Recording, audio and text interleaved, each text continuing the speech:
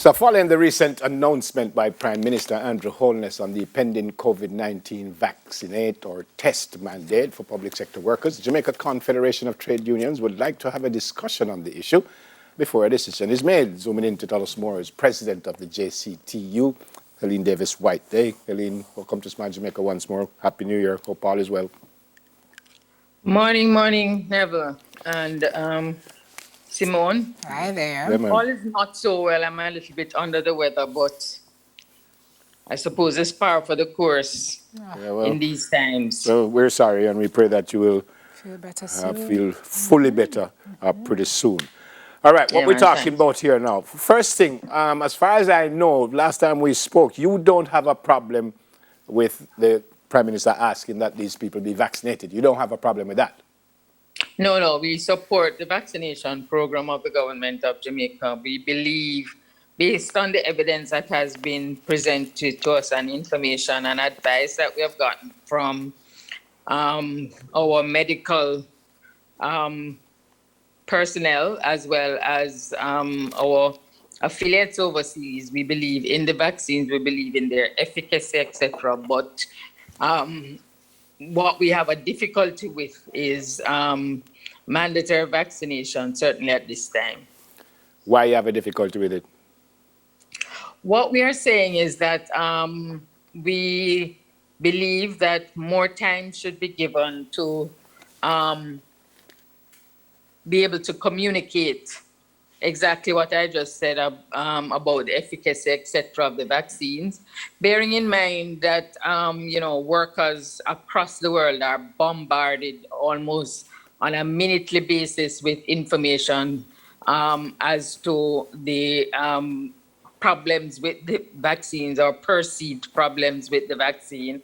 And so we believe that there are a number of persons out there who are hesitant as a result of this information that they are receiving. And we believe that more should be done to communicate on a one-on-one basis with these persons to be able to move them from a position of hesitancy to acceptance of the vaccine. What more, Helene, tell me, because we are 2 years into this. Some people listening would say, what more is there to say? How much louder can we speak? What more education is needed? How do we go about doing it? Because I'm not sure if the issue is lack of information, or is it too much information? Is it disinformation? And how do you kind of strain everything and make sure that we end up where you're suggesting? One of the things is that the information campaign, we believe, needs to be taken to the community level and to the individual level more. Yes, we have had an information campaign that is at the national level by and large. What we are saying is needed is an information campaign which will allow individuals who are hesitant to be able to ask questions, for these questions to be answered on a one-on-one basis, for there to be interaction with them and trusted individuals in the community, so that it's not just bombarding them with information and them not being able to reciprocate in terms of wanting to get more information, but that we should be going into communities and taking it to the people where they are. And do we know that that's not happening? As I was going to say, some of it has started, but we don't believe it is at a point where enough has been done. Gotcha. What do you say to the companies, to the bosses who say, all right, if you're not vaccinated, we think that you are putting the rest of our employees at risk and maybe the customers at risk because of the fact that you're not vaccinated? What do you say to the boss who suggests that to his employees? And yes, and some of that may actually be true, but in a situation of a public health crisis, what we believe needs to be done is that the public health authorities should be leading in terms of determining whether or not a mandate should be in effect. What we have now are companies that are taking it onto themselves to interpret what it is that the public health authorities should be saying. When we get to a situation of something that is involving the health and safety of workers at the workplace, we now are into the realm of an occupational safety and Oh, health sure. regime. And so usually in occupational safety and health, this is not something about the employer dictating. It is something that is about everybody in the enterprise being on board and agreeing to develop whatever standards may be necessary, and not only to develop, but agreeing to ensure that the standards that are developed are actually adhered to. And so we believe that what is being proposed by a number of employers is so autocratic in its nature that you will have persons wanting to oppose it. So if we get back to the kind of approach in terms of occupational safety and health, which is about people being involved in the decision making and so on, we think it would be best. Also, what we believe should happen is that the occupational safety and health legislation that is still before Parliament should be completed as quickly as possible so that that can guide what happens in workplaces and not what we have happening now. Are you talking about OSHA? Very important. Buying also key. But what then is the role of leadership, Helene? Because I heard some folks talking yesterday on this topic of the mandatory vaccinations and what should happen in workplaces. And there was a notion that in this particular case, the private companies should not have had to step in to mandate vaccinations because it should have been done at the administrative and governmental level. But if your role and responsibility is to protect your team as they serve your customers and consumers, will you not have people opposing sometimes, depending on whatever it is that you suggest? And then what is the role of leadership in standing up and saying, okay, yes, you have a problem with X, but it has to go this way because this is what will work for the broader constituents or stakeholder group, which is the team? Well, and this is one of the reasons why, from the point of view of the Confederation of Trade Unions, we sat down with members from the private sector and we developed guidelines as to how companies should treat with this whole COVID-19 vaccination.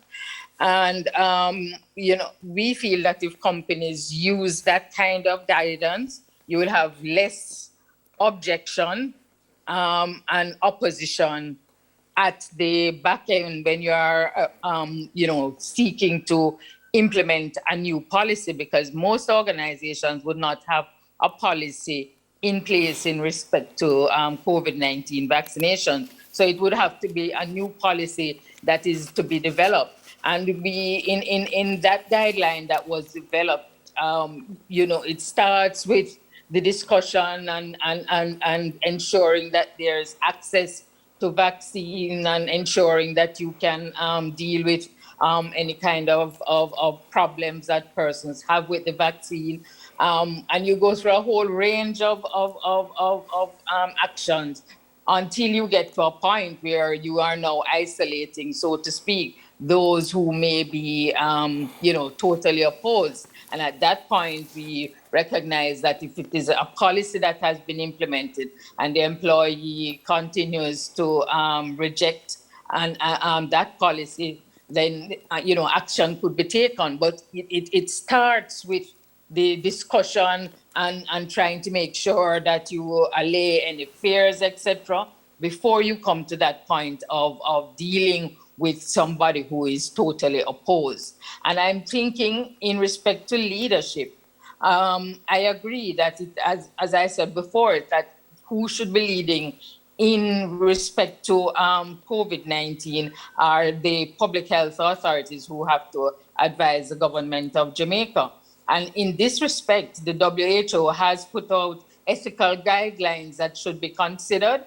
when any country is seeking to implement a mandate, and we believe all of those should be considered before going that route as well. And as we see it, several of those have actually been met, those guidelines. But one important one that has not yet been met is a question of who deals with any liability if an individual has any adverse effects of from taking that vaccination.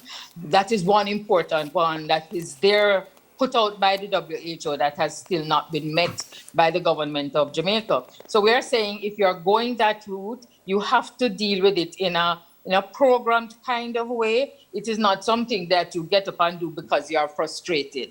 It is something that you should be thinking of and going through all these steps to ensure that people are on board before you get to the point of issuing a mandate. Yeah, Helene, I heard everything. Final question from me, and I kind of need a quick answer. What if the government says you have to do it? What do you tell your people?